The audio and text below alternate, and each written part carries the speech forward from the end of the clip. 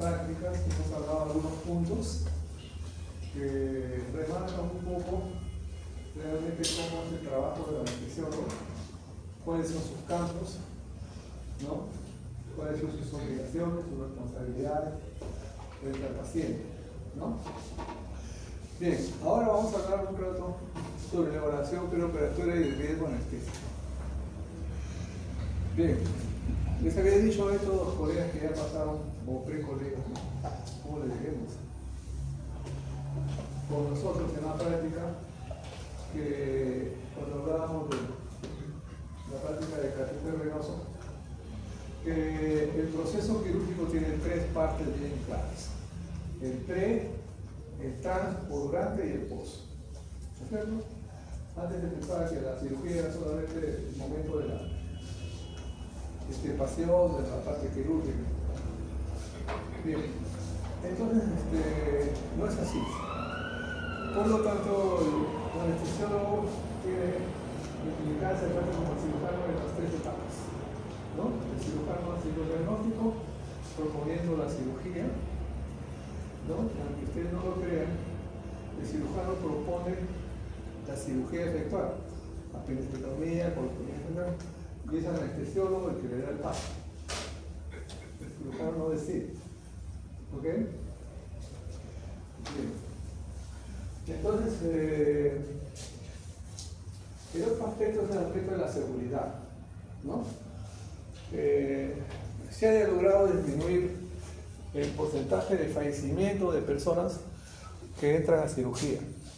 Una de ellas es por la implementación de esto, ¿ok? Porque antes el cirujano pues hacía el diagnóstico y centraba su foco en la parte enfermiza y iba hacia allá a tratar de sacar la apéndice, corregir la vesícula, lo que sea, ¿no? Pero había alrededor muchas cosas. La parte clínica no la manejaba a veces muy bien y había serias complicaciones, ¿no? Sobre todo en el postoperatorio. Y al final quien pagaba los platos rotos eran los anestesiólogos, porque el cirujano se encogía de hombro y decía: no aguantó la anestesia, ¿no? Ustedes deben haber escuchado eso, ¿no? No aguantó la anestesia y yo me lavo las manos, ¿no? Entonces, cualquiera que fuera la situación, no era nada agradable para nosotros. Entonces empezaron a desarrollar una serie de estrategias para ver cómo se podía evitar esto, ¿no? Muchas veces el cirujano conoce muy bien cirugía y tal vez también la clínica quirúrgica, pero la clínica médica, como no la practica mucho, en esa área estamos nosotros. Yo les había dicho al inicio que el anestesiólogo, si lo podemos darle alguna definición, es un médico internista, es un intensivista, ¿ok? El médico intensivista trabaja ¿dónde? ¿En qué sala? De cuidado intensivo. Nosotros hacemos lo mismo que hacen ellos, pero dentro del área quirúrgica, ¿ok? O sea, para nosotros la parte de medicina interna la manejamos más o menos bien, algo que los cirujanos no manejan, maneja la clínica quirúrgica. Bien, entonces esta es una de las estrategias para evitar esos lastimosos resultados. Bien, entonces dice ahí, proceso de definición de evaluación anestésica. La acción servirá para disminuir la morbilidad y mortalidad en el pre y el postoperatorio. Entonces se determina el plan anestésico adecuado. Veamos en qué consiste. La evaluación operatoria es evitar la suspensión de las cirugías, tener listos los recursos para cirugía y anestesia y optimizar el perioperatorio. ¿Ok? Volvemos a lo mismo. Entonces, el cirujano decide: vamos a operar a este paciente tiene una hernia, ¿no? Entra, sale, molesta, cualquier día se va a encarcelar y hay que operar, ¿no? Muy bien, programa todo. Y resulta que se le escapan algunas cosas, por decirlo, Y cuando llega al centro quirúrgico, evaluamos al paciente, vemos la historia, vemos los análisis y nos encontramos que tiene una glucosa muy alta.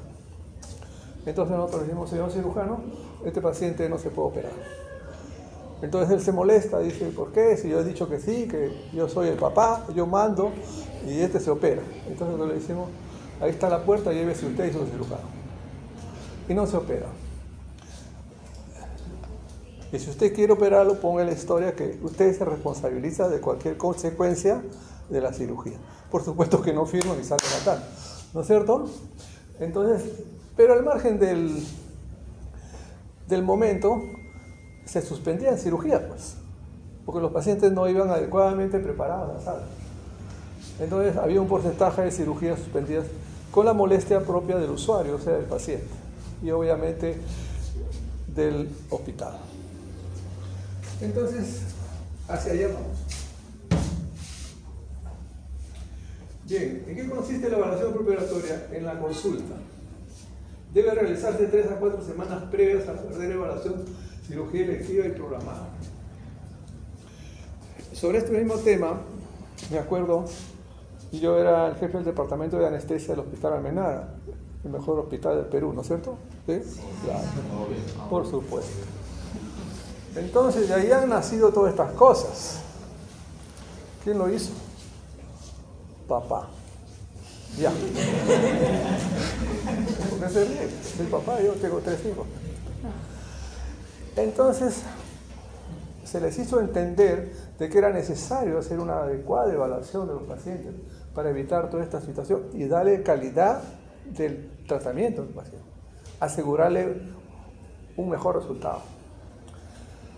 Entonces, cuando nosotros planteamos en el Hospital Almenara, el que habla, el proyecto de que se instale el consultorio de anestesiología, que ahora creo que ya lo han escuchado ustedes, no sé que existe, ¿no sé? Bien, entonces los cirujanos saltaron al techo que decía que los anestesiólogos que saben de consulta externa, nosotros somos los que hacemos la consulta, ellos deben estar encerrados en 4 paredes en sala de operaciones aplicando anestesia y más nada no saben. Bueno, ¿qué tal? Nos sometemos pues a la prueba a ver quién sabe más, ¿no? Con todo, fue un paso importante en el avance de la anestesiología, más que en la anestesiología, en la seguridad del paciente, porque nuestra función es calidad al paciente, asegurarle al paciente.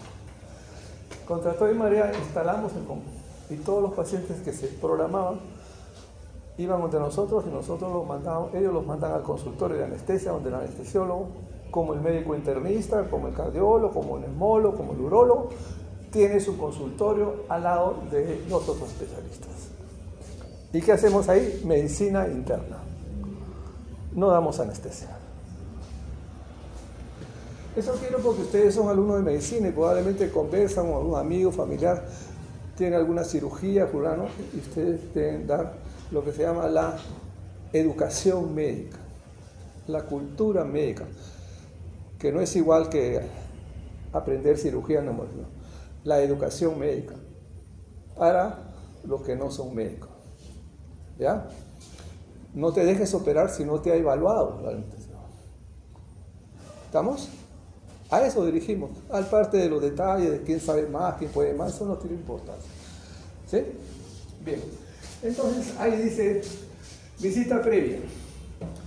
La visita, entonces ya queda instalado el consultorio de anestesiología contra viento y marea y todos van allá a evaluarse. Van con su historia clínica, sus análisis y todo.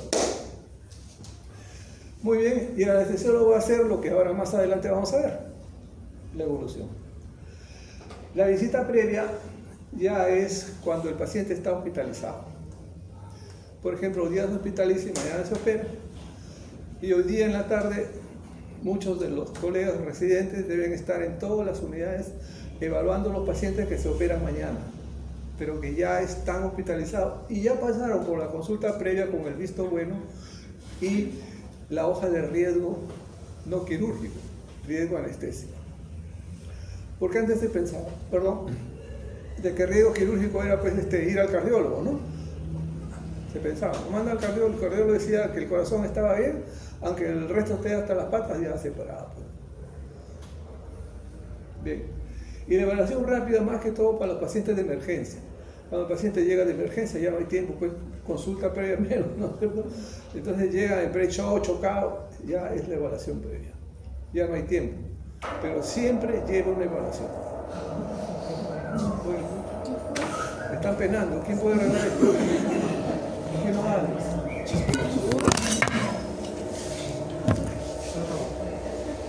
Igual queda, ¿no? Sí, doctor.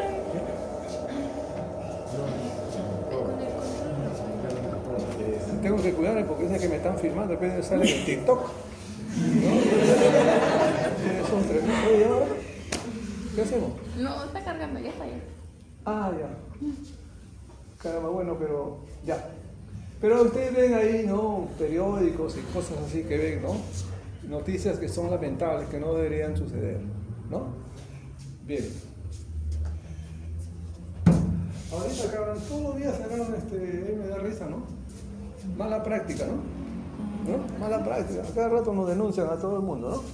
Mala práctica, ¿no? Se le cayó el ojo al paciente, qué sé yo, ¿no? Pero, ¿quién puede decidir si ha habido mala práctica? ¿Un periodista? ¿Por qué le ponen mala práctica? El único que puede decidir si realmente ha habido mala práctica es otro médico. Y el médico y el juez. Después nadie más. Nadie se puede titular mala práctica. ¿Por qué? El proceso que sigue un problema médico es muy largo. Yo les digo porque, como yo ando metido en tantas cosas, o me llaman para tantas cosas, yo soy perito del Poder Judicial para los casos de controversia, juicios. Así que pórtense bien. ¿Ya? Si no, ya saben dónde vamos. Entonces, ahí vemos un montón de casos. Muy bien. La valoración de riesgo anestesiológico, preparación del acto quirúrgico, ayuno, premedicación. Premedicación o medicación previa es, digamos, justamente redundando, la medicación que se da previa a la operación. Por ejemplo, un sedante, algún anticolinérgico, algún analgésico, lo que necesite el paciente. Nosotros le llamamos premedicación, en realidad es medicación previa quirúrgica. Okay. Prevención de complicaciones, tratamiento de patologías existentes, formulación del plan anestésico dependiendo de la comorbilidad y cirugía, la anestesia general regional, decidir qué anestesia debe llevar ese paciente. Todo eso se hace en el consultorio de anestesia, días antes, ¿ok? Bien, el proceso anestésico quirúrgico tiene 3 procesos: la evaluación preanestésica, que estamos conversando, la determinación del factor de riesgo quirúrgico, ojo, y la medicación preanestésica, el transoperatorio, o sea, el día de la operación en sí, y el posoperatorio. Bien, la consulta de la evaluación clínica, no quirúrgica, clínica de la preanestesia. Determinamos enfermedades crónicas o comorbilidades.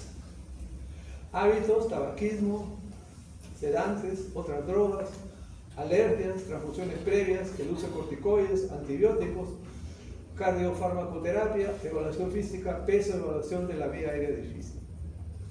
Esto obviamente el colega cirujano no lo hacía, ni tampoco lo conoce mucho, ¿no es cierto? Es área clínica, por eso le digo que cuando ustedes crean, la especialidad de anestesia nosotros no somos especialidad quirúrgica, somos especialidad médica, no quirúrgica. Porque nosotros hacemos la parte médica del proceso quirúrgico. ¿Ok? Por supuesto que sabemos técnica operatoria, porque si no sabes técnica operatoria no puedes ser un anestesiólogo, porque tú tienes que saber los pasos que siguen en cada acto quirúrgico. Por ejemplo, una lobectomía pulmonar. ¿Cómo el cirujano opera? ¿Un paciente puede dejar de respirar? ¿Puede dejar a una persona de respirar? No, ¿no es cierto? ¿Cuánto tiempo puede dejar de respirar? Ni un minuto, ¿no es cierto? Entonces, ¿cómo hacemos nosotros para poner el pulmón calladito y el cirujano pueda operar y al mismo tiempo puede respirar? ¿No? Eso lo hacemos nosotros. Por eso tienen que saber técnica operatoria también. ¿En qué momento van a clampar la arteria pulmonar? ¿En qué momento van a clampar la arteria cística? ¿En qué momento van a clampar la arteria uterina? Etcétera, etcétera. Al final nosotros sabemos más parte quirúrgica y parte médica. Bien. Ok. Hablando de riesgo. Entonces, ¿qué cosa es riesgo? Es un término medio gaseoso, ¿no? Cuando nosotros hablábamos de esto, de que era necesario implementar la evaluación preoperatoria y la evaluación preanestésica en la visita y en la consulta preoperatoria, entre los sustentos hablábamos de estos temas, ¿no? Entonces, nos preguntaron qué cosa es riesgo. No estaban, pues, como esa, ¿quién fue ese pata que le preguntó a Cristo, que Cristo le dijo dar al César lo que es del César, ¿no? ¿Se acuerdan o no? ¿Alguno se acuerda de ese término? Dar al César lo que es del César y a Dios lo que es de Dios, ¿no? Lo dejó muerto, ¿no? Quiso agarrarlo a Cristo, pero Cristo le dio igual, ¿no? Sin comparaciones, por supuesto, ¿no? Entonces, riesgo es todo aquello o potencialmente que puede producir un daño, ¿no es cierto? Claro. Entonces, ustedes saben, ya han escuchado que dice riesgo quirúrgico. Y el riesgo 1, 2, 3, 4, ¿no es cierto? Como el riesgo cardiovascular, que ustedes han estudiado en cardiología, ¿sí? Muy bien. Estaba en mi oficina, de acuerdo, y mi secretaria me dice, doctor, hay un policía afuera que viene de la fiscalía y quiere hablar con usted. Y dije, ¿qué he hecho yo? ¿Qué tengo que hacer yo con él? No sé, me dice, viene en aquel tiempo había una famosa fiscal de la época de Fujimori que era Colán, temida fiscal, ¿no? Me dice que tiene que entregarle un sobre personal. ¿Qué pasa? Bueno, bien, pasó. Y leyendo, era que ella, por intermedio del Instituto Médico Legal, me invitaban a mí a hacer una conferencia a los señores fiscales. Bueno, se me va. Yo creí que era algo que me iban a meter preso. Porque quería que yo les haga una conferencia. Y justamente coincidía con esa batalla que estábamos en el hospital, tratando de que se haga simplemente el consultorio de anestesia, ¿no? Para protección de los pacientes. Entonces, uno de los fiscales, yo no sabía que ahí había también algunos médicos legistas, yo no los conocía, ¿no? Esto se dictó ahí en la morgue de Lima, en un auditorio. Y después, cuando vine a la universidad, me encontré con esta doctora. Creo que les enseñó a usted la doctora Morón. Ah, sí. Imagínate. Ahí estaba, mira, ¿no? Y me dice, doctor, yo escuché su conferencia hace años, qué bonita, qué tita. Yo no sabía que estaba ahí. Pero la mayoría eran fiscales. Bueno, entonces me dice un doctor, ¿y por qué se tiene que morir un paciente que tiene riesgo quirúrgico 1? ¿No? Dar al César lo que es del César. Mire, señora doctora, el riesgo quirúrgico se clasifica así, lo que vamos a ver ahora, de acuerdo a una serie de situaciones o patología o morbilidad que tiene una persona. Pero si tiene riesgo 1, quiere decir que su riesgo es como 1, pero no quiere decir que no tiene riesgo. O sea, quiere decir que esa persona sí tiene riesgo, pero su grado es menor. Entonces ya les quité el arma porque a nosotros muchos nos tiraban los fiscales y jueces porque decía riesgo 1 y el paciente tuvo este problema, se descerebró, no sé cuánto. Entonces yo pensaba que 1 era 0 kilómetros. Y no es así. ¿Ok? ¿La conseguirá? Bueno, entonces, Ahí vamos, ¿no? Entonces, en el ensayo físico, ahí está todo lo que tiene que ver, o lo principalmente lo que se tiene que ver, ¿no? Un examen general, se ve, le evalúa peso, talla, índice de masa corporal, signos vitales, todo eso en el consultorio como cualquiera, se le mide la presión, pulso, etc. Después de esto hay otra clase, ¿ya no? No, yo no. Bueno, pues queda hasta mañana. Evaluación anestésica por sistema, ¿no? Se evalúa el aparato respiratorio, cardiovascular, excretor, ¿no es cierto? Respiratorio, la capacidad respiratoria, reserva funcional, etc. Esto, chicos, es en los casos que hay indicación, pues, ¿no? Porque tampoco, pues, a ustedes que son jóvenes, yo les voy a hacer reserva pulmonar para un apéndice, pues, no te pasa, ¿no es cierto? No, eso es cuando hay pacientes que tienen algún antecedente. Doctor, yo he tenido tuberculosis pulmonar. Ah. Doctor, ahí me hicieron una lobectomía. Ah. Doctor, ahí me sacaron todo el pulmón derecho. Ah. ¿Ya? No a cualquiera tampoco. ¿Ya? Bien.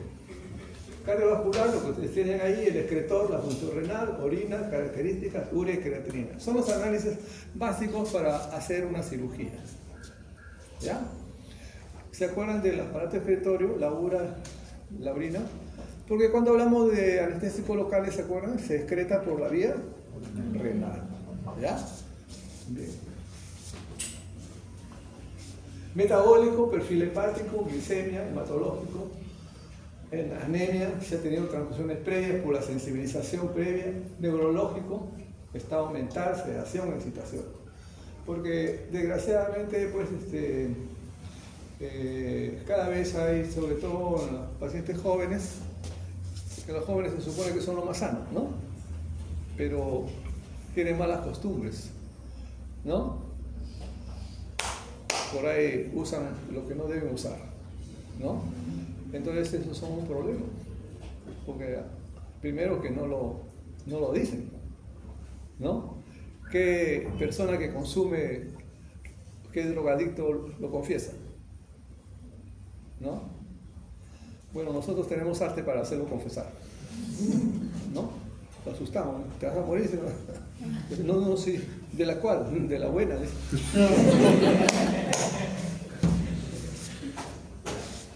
Ahí me tocó un paciente, ¿eh? No crean.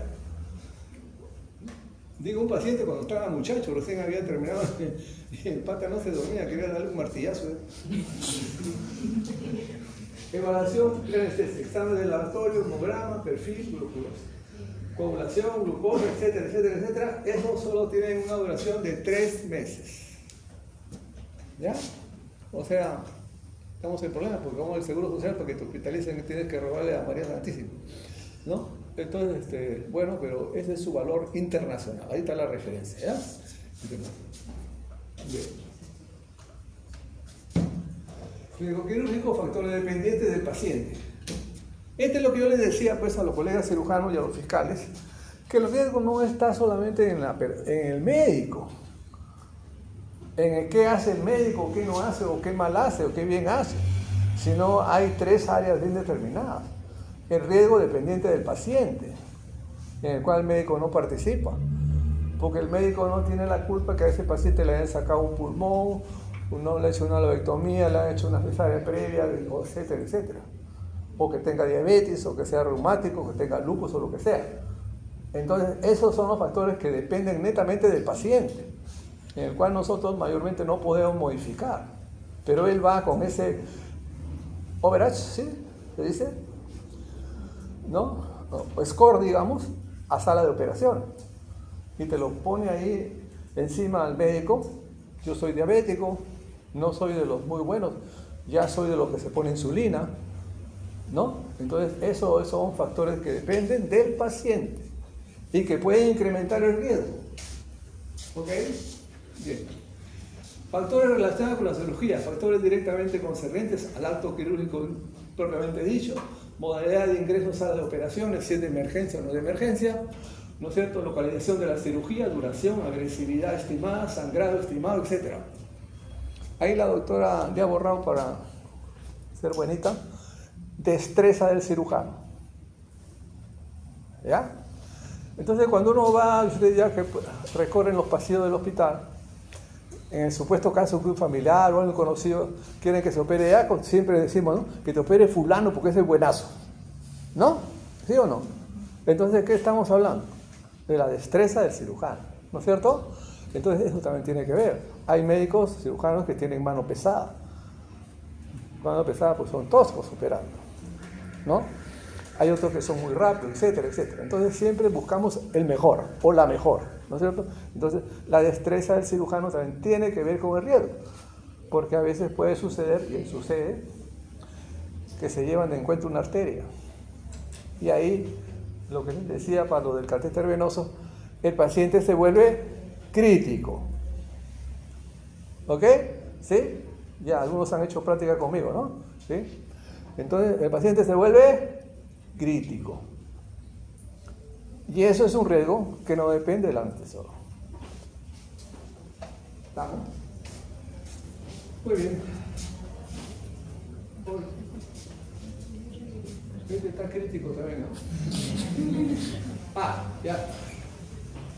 Muy bien. Relacionado con el entorno. Es otra cosa. Relacionado básicamente con la infraestructura disponible para el acto anestésico quirúrgico, considerando tres aspectos: equipamiento, equipo quirúrgico y el postoperatorio. ¿Ya? A ver. Como siempre, yo metido en algo, estaba yo en la junta directiva de la Sociedad de Anestesia. Era un sábado y nos llaman de urgencia al comité porque había un problema serio con un anestesiólogo. Resulta que la hija del ministro de Agricultura del gobierno militar, que era un gobierno muy duro, ustedes no habían nacido en la época de Velasco, ¿no es cierto? No sé, bueno, no saben lo que se perdieron. Era un gobierno muy duro. Se había operado en una clínica de Lima y la chica había tenido un paro cardíaco en plena cirugía. Y obviamente lo que siempre pasa, yo he operado bien, yo no sé, había el anestesiólogo. Entonces, y la hija era el ministro de un militar todavía, ¿no?, de la Fuerza Aérea, y su hija pasó de este problema. Y por supuesto, pues, los cogieron al pobre médico y lo mandaron adentro de frente, porque de acuerdo a la norma debe ir al fiscal, etcétera, a decidir, no, pero como eran militares lo metieron preso a la base militar de Pisco, así de frente, o sea, eran jueces, todo, en ese gobierno había esos abusos. Entonces, ya investigando el problema, resulta que en la clínica, en plena cirugía, se acabó el oxígeno de la clínica. Pero quien paga el pato roto es el médico. O sea, también es un riesgo, porque ustedes dicen, no, opérate en tal hospital, que es bueno, que tiene todo, ¿no es cierto? El Almenara, por supuesto, ¿no? Claro, ¿sí? ¿No? Y si es particular, dicen, no, esa clínica trae medio pelo, no te vayas a meter ahí, ¿no es cierto? O sea, miren todo lo que significa la palabra riesgo, lo que antes no se tomaba en cuenta. No, lo digo, ustedes son médicos, van a ser médicos, y tienen que saber todas estas cosas para cultura a la sociedad. Ustedes tienen que ser, ¿no?, llevar esta cultura a la sociedad. ¿Para qué? Para conseguir una mejor calidad de vida, para que la población sepa exigir sus derechos, no para que nos sancionen a nosotros sabemos qué tenemos que hacer, pero para que la sociedad exija sus derechos. ¿Estamos? Interesante, ¿no? Parece una clase de medicina legal. Clasificación ASA. ¿Qué cosa es ASA? Ahí está, es American Society of Anesthesiology. Esa es la Sociedad Americana de Anestesiología. La Sociedad Americana, como en muchas cosas, prácticamente comanda, marca el paso en muchas especialidades, cardiología, anestesia, etc. Y sus recomendaciones son muy acertadas, por lo tanto se hacen universales. ¿No es cierto? Bien, entonces esto se refiere a esa clasificación numérica valorativa. ¿Ya? ¿Qué cosa es un paciente ASA 1? Ustedes, mejor definición no puede haber. ¿Ya? ASA 1, pero siempre con riesgo. ¿Ya? No se sabe, puede morirse también, ¿no? ASA 12, paciente con enfermedad sistémica moderada, de diabetes mellitus, hipertensión, obesidad, gestación, pero controlado. Yo soy hipertenso, todo, yo tomo mi losartán, 50 todos los días, vivo feliz, 20 años, hago el amor y todo, y no pasa nada. ¿Ok? ¿Se entendió? Muy bien. ASA 3, paciente con enfermedad sistémica severa, limitante, infarto agudo reciente, EPOC, angina, etc. Ya aquí es un poco más complicado. Ya son pacientes crónicos, etcétera, que ya tienen una limitación física. Son pacientes que caminan 3 cuadras y tienen que parar a tomar aire. ¿Sí? Muy bien. Paciente ASA 4, paciente de enfermedad con discapacitante con una constante amenaza de la vida. El paciente con insuficiencia cardíaca congestiva que ya probablemente tienen que estar sentados con el balón de oxígeno al costado. ¿Se entendió? Muy bien. ASA 5, paciente moribundo, aneurisma roto, ya prácticamente muerte cerebral casi, y ASA 6, paciente con muerte cerebral, el posible donante. ¿Ok? Antes eran ASA 4 nada más, ahora ya hay hasta ASA 6. ¿Ya? Se considera ASA 6 porque, bueno, en parte tiene vida y no tiene, ¿no? Cerebralmente ya no tiene vida, pero funcionalmente la tiene. Y es un excelente donante de órganos. ¿Okay? Muy bien. Justamente decíamos que todas estas cosas pues, que hemos estado conversando hasta ahorita ha disminuido la mortalidad en sala de operaciones, algo que no se tenía en cuenta antes, ¿no? Entonces ahí vemos que los pacientes de ASA 1 la mortalidad es muy baja, del 0.06 a 0.8%. Y conforme el ASA va aumentando, el porcentaje va aumentando también, ¿no es cierto? Pacientes de ASA 3, ASA 4 ya tienen 7.8 a 23% de morbilidad. Por supuesto que esto se lo dije a los fiscales, porque ellos negaban, decían no deben morirse. Entonces yo le digo a un paciente que está en ASA 3, tiene hasta 23% de morirse en sala de operaciones. Y ustedes no pueden acusar al médico, porque ya lleva ese carga al quirófano.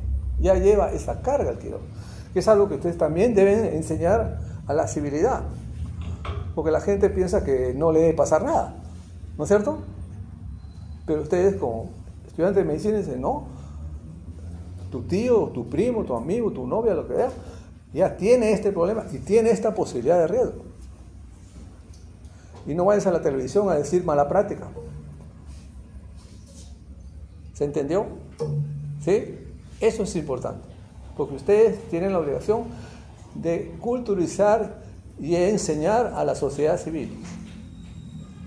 Esa es parte de su misión, no solamente ser médico, curar, dar ampicilina, esa cosa, no. ¿Ya? ¿Ok? Eso es lo que se llama ser médico, la formación del médico. El médico no solamente el que aprueba los cursos de medicina y sabe todo lo de medicina, ese no es médico. Me dejo entender, ¿no?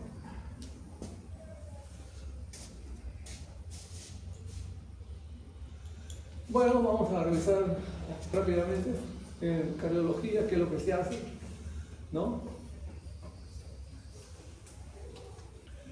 Ahí lo tenemos. Depende de la antecedente de patología como una parte clínica médica, ¿no es cierto? Se debe determinar el grado de funcionalidad, organicidad del corazón, etc., ¿no? Anamnesis, exploración, pura clínica médica, pura medicina interna que hacemos ahí, nada más, ¿ya? Auscultar al paciente, por supuesto, si hay indicación, ¿no? Pedir electrocardiograma. Electrocardiograma para norma, existe lo que se llaman las normas técnicas de las distintas especialidades, ¿no? ¿Ustedes saben lo que son las normas técnicas? Bueno, brevemente. Existe pues esta la idea de que yo soy el médico, yo sé y tú no sabes nada, yo hago como quiera. Entonces, a ustedes ya saben, ¿no es cierto? Por ejemplo, cómo se maneja, digamos, un asma bronquial, ¿no es cierto? Una crisis asmática, ¿cómo se maneja? Entonces, pero existe lo que se llama la norma técnica. O sea, a ti te han dicho, ¿cómo se hace el paciente asmático? Bueno, se le debe hidratar, se le da el broncodilatador, etcétera, etcétera, ¿no es cierto? De preferencia en una posición semisentado, etcétera, ¿no? Entonces, ese es el tratamiento. Entonces, eso se basea en un documento que se llamaba antes protocolo. La gente lo sigue llamando protocolo, mejor que lo sigan llamando protocolo, ¿no? Y traía problemas porque el protocolo es rígido, ¿no? Entonces había un accidente, entonces a ver, este paciente se descerebró, le midió la presión, sí, ¿cuántas veces? 10, dice que debe ser 20, jalado. Le puso oxímetro, sí, ¿y cuántas veces le vio el oxígeno? 10 veces, la norma dice 20, jalado. Y al final, para adentro. Entonces era rígido. Entonces ahora lo que se llama son guías de atención. ¿Por qué? Porque existe también pues la experiencia del médico, ¿no es cierto? O sea, esa es la guía marco, del cual no te puede salir, pero sí puedes hacer variaciones sin ningún problema. ¿Ok? Entonces la diferencia entre protocolo y guía de atención. Los médicos tenemos guías de atención. ¿Estamos? Bien. En ese sentido, el electrocardiograma se pone de 45 años para las mujeres y 50 a los varones. Antes no es necesario, salvo que haya algún antecedente, ¿no es cierto? Ya es hipertenso o tiene algún problema cardiovascular, ¿no? Tiene arritmias, qué sé yo, ¿no? Cambio debido a la isquemia, infarto, alteración de la conducción, bloqueos, arritmias, etc. Todo se debe determinar. Igual, ¿no?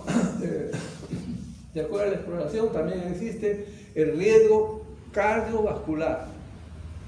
1, 2, 3, 4 como el riesgo quirúrgico, como el riesgo cardiovascular, ¿ya? El cardiovascular está en 4, ahí está, ¿cierto? Ya. El anestesiólogo está en 6. Ya. Pregunta esa, ¿ustedes no quieren las fijas? Ahí está, pero yo se la pregunto al revés para que no la entiendan. Muy bien. Igual en la parte respiratoria, era avanzada, tabaquismo, EPOC, asma. Todo esto ya están dando que están yendo al riesgo de determinar si es un ASA 2 o 3. ¿No es cierto? No está indicado. Muy bien.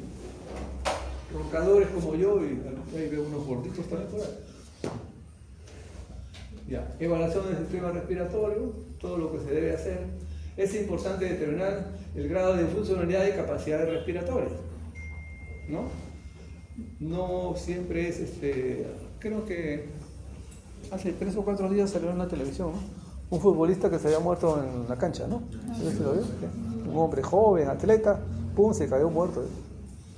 Entonces, qué relativa es el valor de la vida, ¿no? Y el estado de salud, ¿no?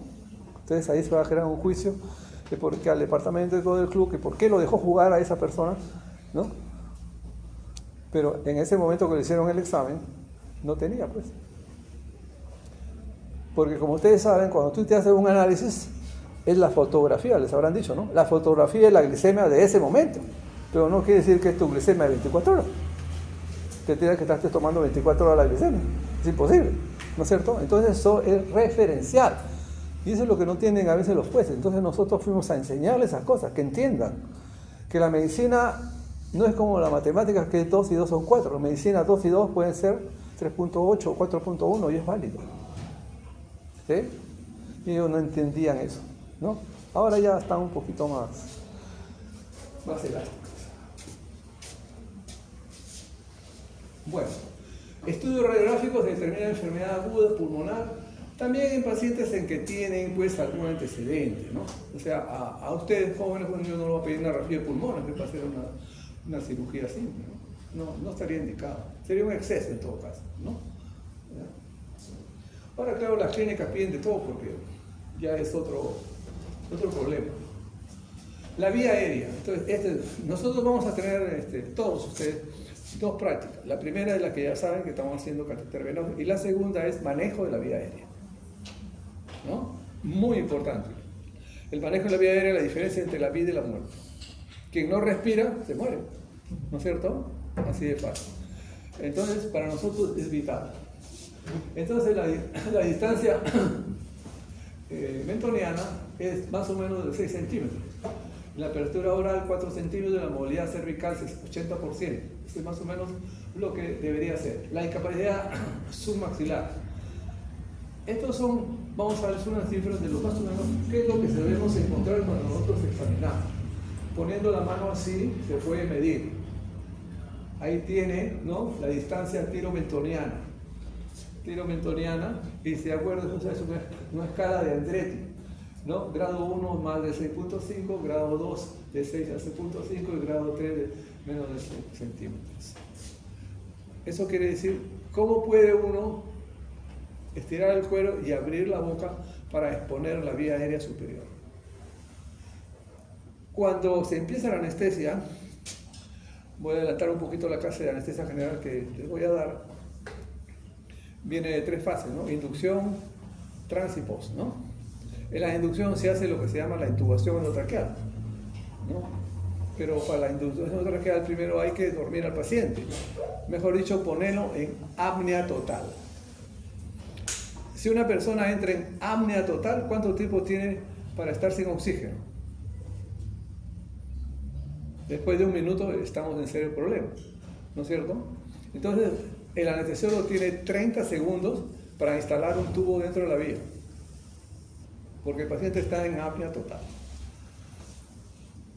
Como han habido muchos accidentes, porque se han encontrado con muchas sorpresas, a los pacientes los dormían y recién se encontraban con estos problemas, de que no podían colocar el tubo dentro de la tráquea, y los pacientes muchos hasta se han muerto. Entonces ahora se hace la determinación de esto, ¿ya? Es muy importante para evitar problemas de apnea y de posibles muertes. Entonces acá tenemos otro, esto es lo que se llama la vía aérea difícil, que se evalúa en el consultorio de anestesia y en la visita preoperatoria, ¿ya? Entonces miren cómo podemos entubar a estas personas, las que están abajo, que tienen su papadita así como yo, ¿no? Hay pacientes muy gordos, obesos realmente, ¿no? Un obeso tiene dificultad pues para flexionar, tiene dificultad para ponerse las medias, etcétera, etcétera, ¿no? Entonces esas personas tienen dificultad al momento de hacer la inducción y colocar el tubo. Pacientes que usan barba, bigote, es difícil el manejo de los pacientes, se escapan, ¿no? Bien, y se indaga con una escala que se llama de Malampati, que es la visualización de la úvula. Ustedes saben, pues no sé si han llevado otorrino o no, pero todo el mundo sabe que el otorrino viene y te dice, abre la boca y te dice, ¡ah! ¿No es cierto? Dice, ¡ah! Ya, bueno. ¿Para qué te dice, ¡ah! ¿No? Para verte las amígdalas. Quiere decir que tú, con esa posición, diciendo, ¡ah!, protruyes la lengua, ¿no es cierto? Se elevan los pilares anteriores, ¿no es cierto? Y se visualiza la vía aérea. Entonces, ¡ah!, te dice, te pone baja lengua y te ve muy bien, ¿no es cierto? Es más o menos como se hace la escala de Malampati. ¿Ya? ¿Qué es la más usada? ¿No? Entonces todas estas cosas tienen que ser detectadas. Ahí está Malampati, ¿no? En Malampati 1, ahí está, entonces es el famoso AAA, que se ve muy bien. Ven ustedes ahí los pilares, la tonsila, ¿no es cierto? La úvula o tonsila, y hay un espacio oscuro entre la base y la lengua. Si ustedes van al Malampati 2, acá tienen un espacio. ¿Ve? La tonsila, los pilares, la base y la lengua. Bueno, el Malampati 2, ya esto se va acortando. ¿Se dan cuenta? ¿Sí? Se va acortando, ¿no es cierto? Ese es el Malampati 2. O sea, ahí hay un grado de dificultad. Malampati 3, Malampati 4 ya no se ve nada. Estos pacientes 3 y 4 son muy difíciles de intubar al momento de la inducción, por lo tanto el riesgo anestesiológico es muy alto. Pueden asfixiarse, incluso morirse al inicio de la anestesia, si es que no se hace este estudio y si es que no se toma las precauciones correspondientes. Se usa equipo, por eso a todos los médicos ustedes hacemos manejo de la vía aérea, ¿ya? Así no sean anestesiólogos. El manejo de la vía aérea es la diferencia entre la vida y la muerte, ¿sí?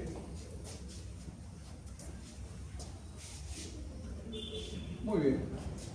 El riesgo endocrino igual, valoración de la parte endocrinológica, sobre todo los pacientes diabéticos.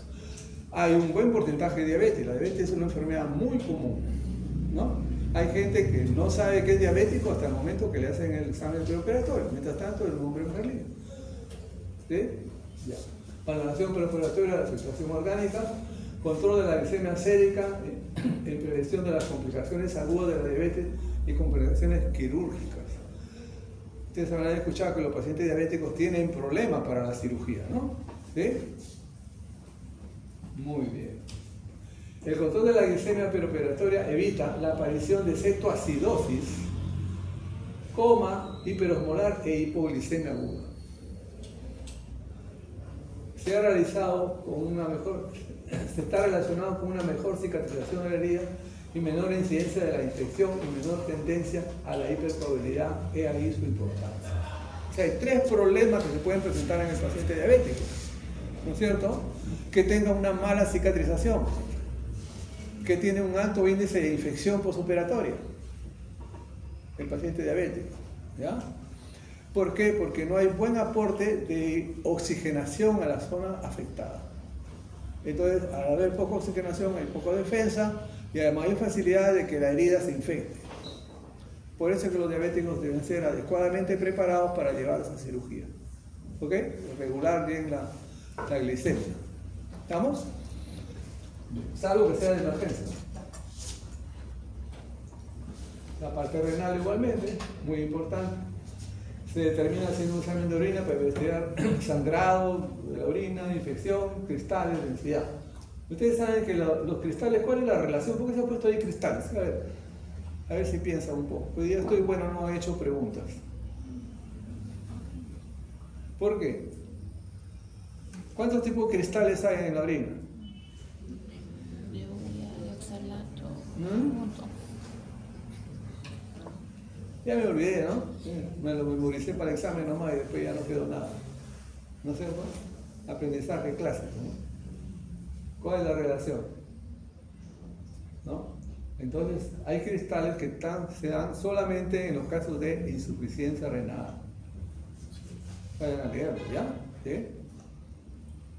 Hay cristales que aparecen en la orina solo cuando el paciente tiene un cierto grado de insuficiencia renal.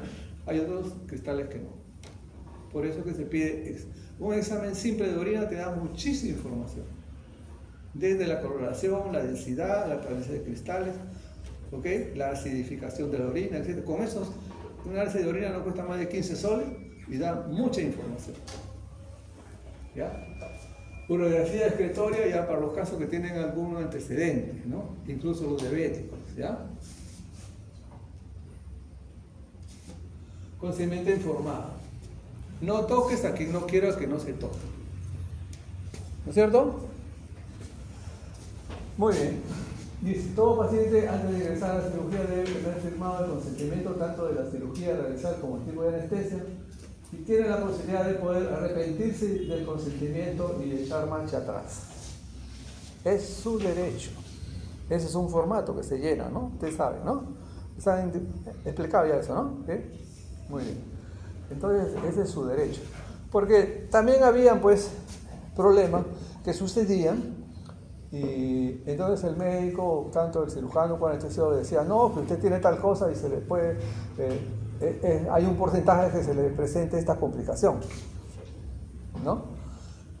Entonces el familiar o el paciente le decía, pero doctor, usted no me lo dijo.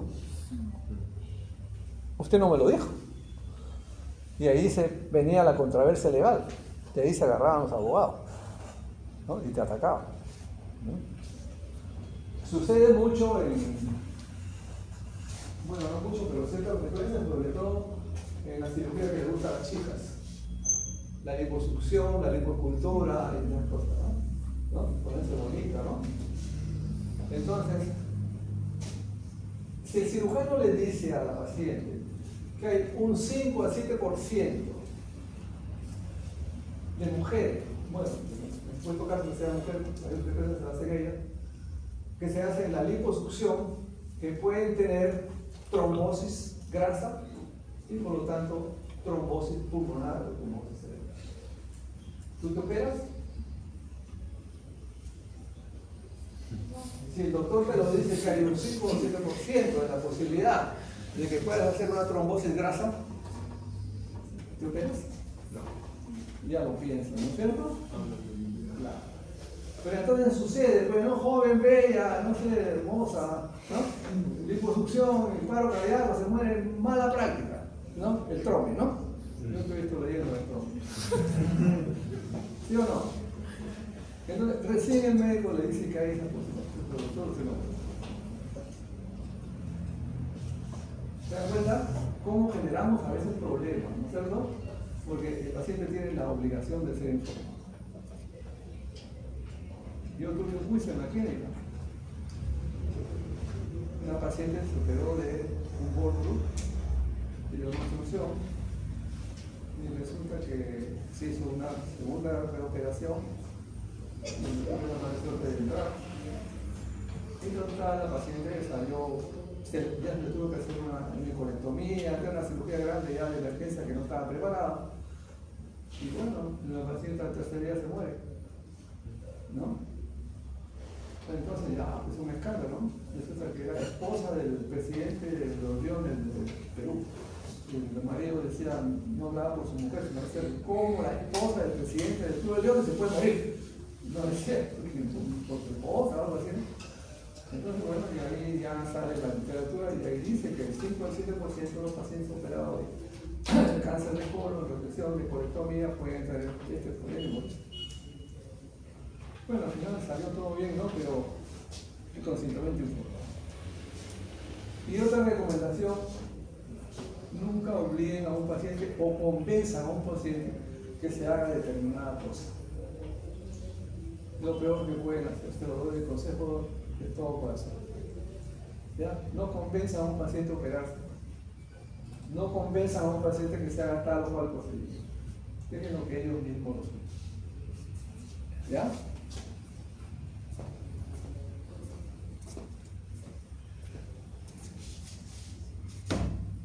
Ahí está el consentimiento informado, eso es todo un documento. Este es un documento médico legal. Por norma, en la norma técnica de anestesia que está, de anestesia, de cardiología y todo, están aprobadas por resolución suprema. O sea, es ley. Que tiene que cumplir sí o sí. Si pasa un problema y no hay este documento, ahí sí perdiste. Ahí sí perdiste, así tengas toda la razón. ¿Ok? Ahí sí perdiste. Entonces, tiene que estar ahí todo. Entonces, el médico tiene la obligación de explicarle al paciente los beneficios y las posibilidades de riesgo que puede tener la cirugía y la anestesia. Y el paciente con ese conocimiento firma. Pero ya está advertido. Entonces, ya no puede haber esa situación, ¿no? Y usted no me lo dijo.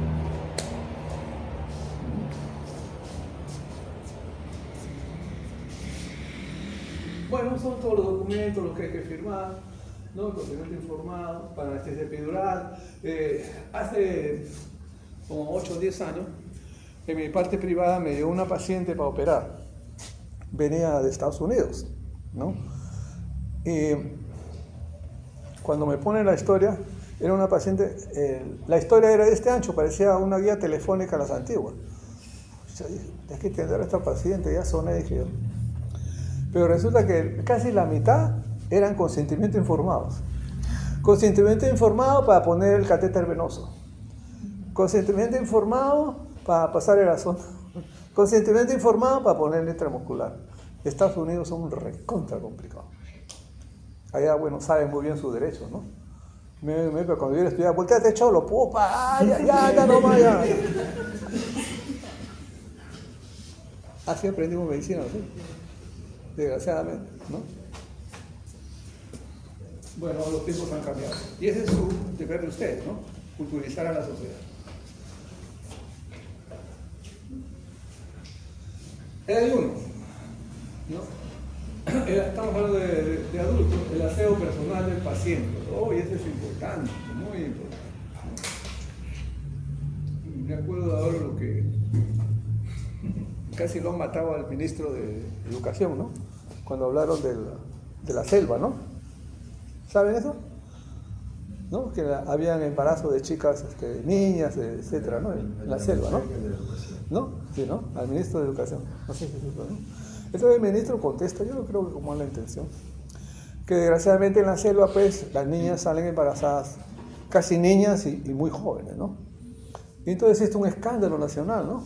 De cómo era posible que el ministro aceptaba de que las mujeres sean violadas, ya no decían embarazadas, no eran violadas prematuramente, ¿no? Un escándalo, todos las feministas y los progresistas. Entonces, pero es una realidad, pues. ¿Es una realidad o no es una realidad? Es una realidad. Y él, entiendo, lo decía en esa forma. Pero la periodismo lo dice que él aceptaba y que las mujeres sean violadas desde niñas. Bueno, ya. Entonces son posiciones, ¿no? Entonces, igual sucede. Hay realidades y realidades. Yo he trabajado, por eso tengo esa suerte, de haber trabajado en distintos lugares del país, ¿no? Y en las zonas más alejadas, ¿no? Y donde en las zonas muy altas, no es un insulto, pero ahí la ducha casi no existe, ¿no? Casi no existe. Entonces hay problemas en este sentido. Entonces, si ustedes van ahí a los hospitales de Puno, Cusco, en la Puerta Santa, en todos los hospitales hay zonas de aseo personal. Entonces, los pacientes que llegan ahí, que vienen de las zonas muy andinas, lo primero que hacen, los pasan a esas zonas donde técnicas de enfermería les bañan y los duchan, tanto a hombres como a mujeres, ¿no? Esa es una realidad. ¿Por qué nos vamos a avergonzar de una realidad? Lo que tenemos que hacer es trabajar para que eso cambie, ¿no es cierto? Para que eso no sea así. ¿Ok? Bien. Ayuno mínimo 2 horas para líquidos claros, leche materna 4 horas. Ayunos sólidos, o sea, tacu-tacu 8 horas por día. ¿Ya? Ingreso a centro clínico 1 hora antes de la operación, hay que estar temprano. Historia clínica completa, como estar en el laboratorio, riesgo quirúrgico, etcétera, etcétera. Sala de operaciones, luego analizado la vía y evaluado la historia clínica completa del paciente ingresa a la operación. Traslado en camilla, monitorización de la frecuencia cardíaca, presión arterial, saturación, temperatura. Se brindará anestesia consentida y se procederá a la operación. El anestesiólogo está en todo el transoperatorio hasta el final de la cirugía y luego traslado a la sala de recuperación. Es obligación del anestesiólogo llevar al paciente, con personal obviamente, de los camilleros hasta la sala de recuperación y entregarlo ahí. ¿Ya? Muy bien. Miren, acá empieza, como yo les digo a los alumnos de práctica, aquí empieza la seguridad de la cirugía. ¿Ya? En una adecuada colocación de un catéter venoso periférico. Puede ser la diferencia entre la vida y la muerte. No se puede empezar ninguna anestesia, ningún procedimiento, aunque no sea anestesia, porque nosotros también vamos a las unidades de diagnóstico, ¿no? Vamos a la zona de tomografía, resonancia, etcétera, a hacer anestesia. Ahí es lo que se llama anestesia fuera de quirófano, ¿no? Entonces, primer punto, y en emergencia, catéter venoso. ¿Ya? No se olviden. Muy bien. Creo que es el monitor, ¿no? Electrocardiograma, lo que te da el monitor, ¿no? Oximetría, cardiografía, la temperatura, la presión arterial media, saturación, la cardiometría, la frecuencia cardíaca, etc. Entonces yo les hago una pregunta, algo que yo siempre estoy con mis residentes, ¿no? Yo les hago una pregunta a todos ustedes. Levante la mano aquel alumno o alumna que en los últimos 3 años no ha cambiado su celular.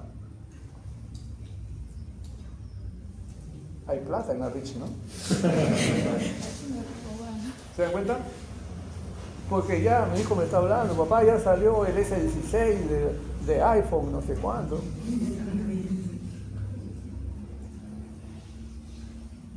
Esta manzanita es iPhone, ¿no? Ah, sí, este es el S10, este está viejo. Yo uso lo que él deja. Cuando él compra nuevo, me da el viejo, me da a mí. Como yo soy viejo, para ti es viejo. Entonces, hay la monada de los médicos de tener la tecnología de punta, ¿no? Yo soy bravo porque yo trabajo con tecnología de punta, ¿no? ¿Cómo dicen ustedes? Bueno, eso. ¿Ya? Pero yo les digo, ¿cuántos de los que tienen la tecnología de punta saben lo que les dicen? Saben manejar y leen adecuadamente la información de la tecnología de punta. El celular que ustedes tienen ahora, de última generación que tienen, te da lo mismo de lo que te daba hace 6, 7, 8 años. Te da el WhatsApp, te da el mensaje, y seguimos en la vaina de que no, yo quiero ahora el más nuevo. Si te da lo mismo, pero es la monada de tener la tecnología de punta. Está bien, ténganlo, pero aprendan a utilizarlo, a sacarle provecho, ¿no? Los médicos ahí me presionaban, doctor, que ya salió la máquina de anestesia del modelo no sé cuánto, ¿no? Sí, que ya, sí, pues ya, pues, trabaja con esa nomás, compadre. ¿No? Bueno, entonces eso es importante, el monitoreo, ¿no? El seguimiento del paciente. O sea, ¿qué estamos haciendo acá? Medicina interna. No estamos haciendo cirugía. Hasta ahora no hemos hecho nada de cirugía. ¿Se dan cuenta? ¿Ves?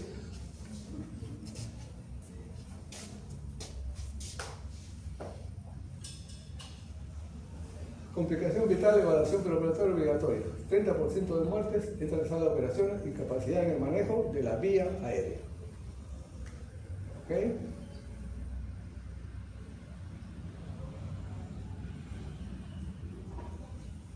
Joint Commission. Esta es una institución internacional que es el que hace la evaluación de la calidad de los hospitales, ¿no? Evalúa sobre todo, ¿no? Es una institución muy seria, ¿no? Que evalúa y le da, si tienes esta aprobación de Joint Commission, quiere decir que es un hospital tanto desde el punto de vista de infraestructura, tanto desde el punto de vista de la calidad profesional, que es competente. ¿Ya? O sea, ustedes van a una clínica, ponen ahí los que ya tienen Joint Commission, la luz, obviamente, ¿no? No es como el ENAN, ¿eh?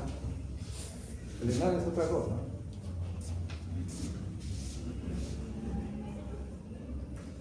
Bueno, estas son las partes que hay que marcar, ¿no? El paciente confirmado.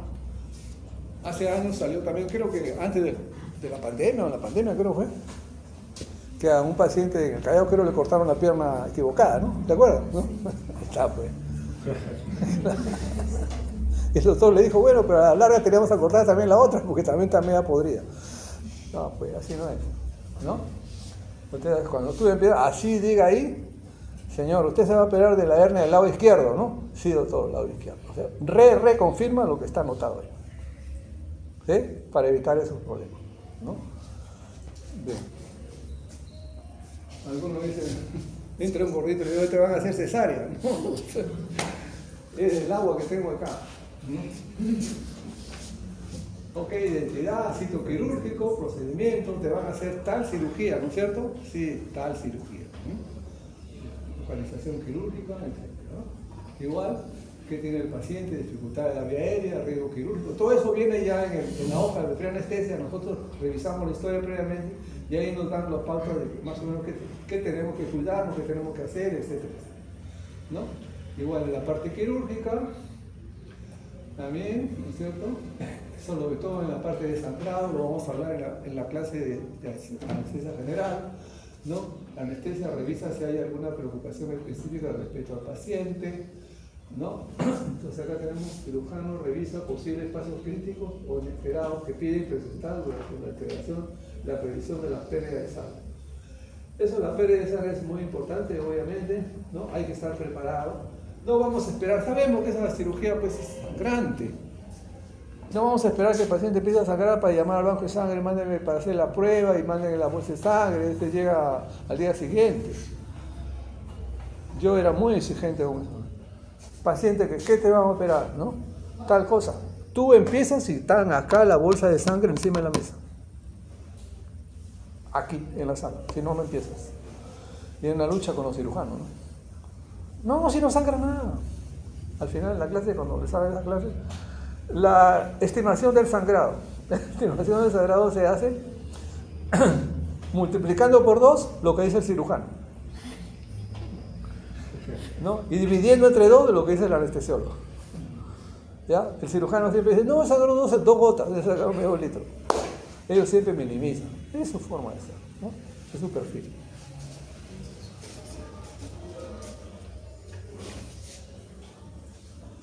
¿No es cierto? Administración de profilaxis antibiótica, ¿no? Si recibió o no recibió, si hay que aplicarle o no. Nosotros en anestesiólogos en sala, justamente porque hacemos medicina, estamos capacitados para aplicar cualquier fármaco que sea, no solamente anestesia, podemos usar antibióticos, cualquiera lo que sea, coagulantes, antiarrítmicos, lo que sea, ¿ya? Porque es el manejo médico del paciente. En la enfermera también tiene lo suyo, tiene que evitar ahí el nombre del paciente, hay doble el contagio de gasas, ¿no? Ustedes habrán escuchado de que hay pacientes a veces ponen la radiografía o ahora la ecografía. ¿De qué se va para este paciente? De un gasoma. Se quedó una gasa dentro. ¿Por qué? Por una mala técnica operatoria. Ya eso es como decir, pues, no sé, que para comer hay que usar el tenedor y el cuchillo, ¿no? Cuando se abre una cavidad grande, abdomen y tórax, no se usan casas chicas. Ustedes que van a ser ayudantes. ¿Ya? Entonces, el cirujano dice, una gasa, si es un abdomen abierto, es un tórax abierto, jamás le den una gasa chica. Se la tiran, el que sabe, se la tira por la cabeza. ¿Ok? Porque las gasas chicas se llenan de sangre y se esconden en medio de la víscera.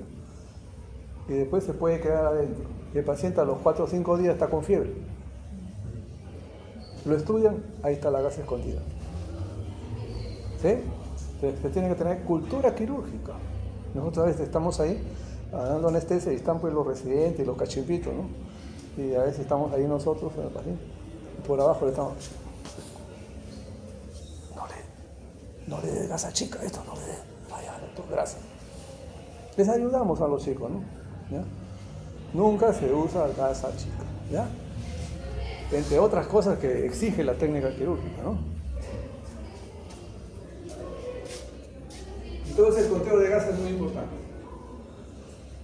Cirujano, anestesia, enfermera revisan la precaución, la clave y la recuperación del paciente.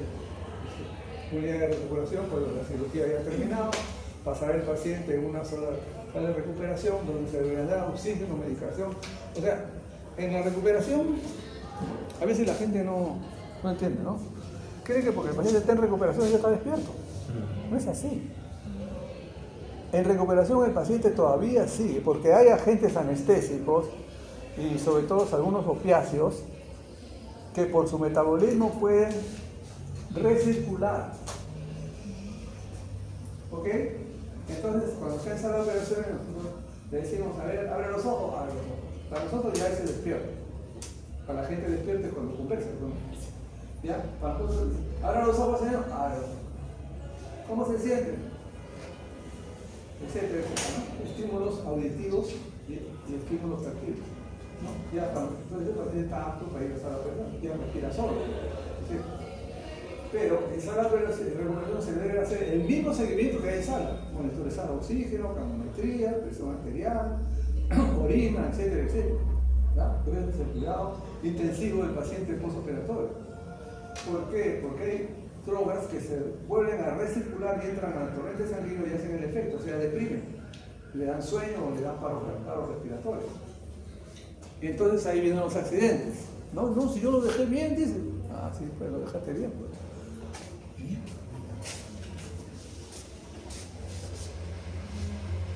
Muy bien.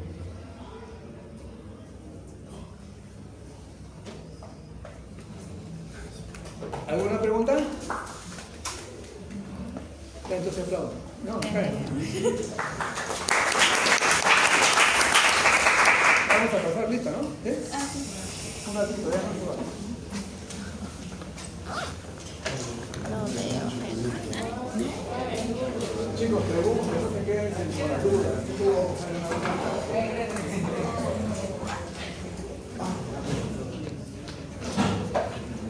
Alarcón. Araujo. Valdeón. ¿Qué fue? ¿Valdeón? No hace falta. Buleje. Ausente. Cajuamán. Cárdenas. Carguamaca.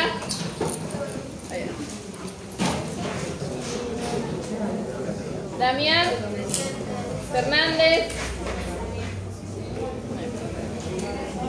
Flores, Huamancayo, Llerena, López Cuadros, Presente. Montalvo, Peralta, Pinedo, Quispe, No está. Sosa, Torres, Vega, Vélez Moro,